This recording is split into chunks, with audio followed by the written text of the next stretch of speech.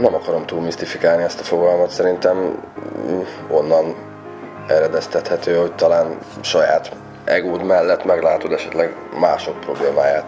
Nekem ez egy nagyon jó élmény volt, hogy egy olyan társaságba keveredtem, akik valami pozitív értéket képviselnek.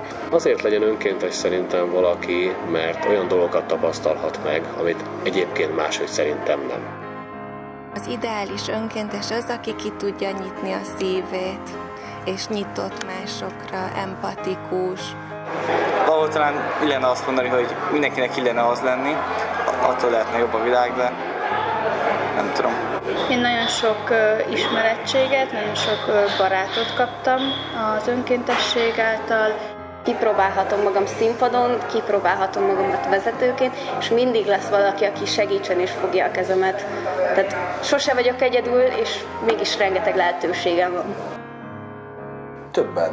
Több emberben megvan ez a hajlam, hogy önként belevállaljon valamibe, és segítsen, vagy akár csak megmozdítson valamit, és arrébb tegyen. Önkénteskedni már csak azért is érdemes, hogy kapj valamit, és hogy adhatsz is egyben, és ez a kettő így együtt teszi ki az önkéntességet, ami nagyon fontos az életedben.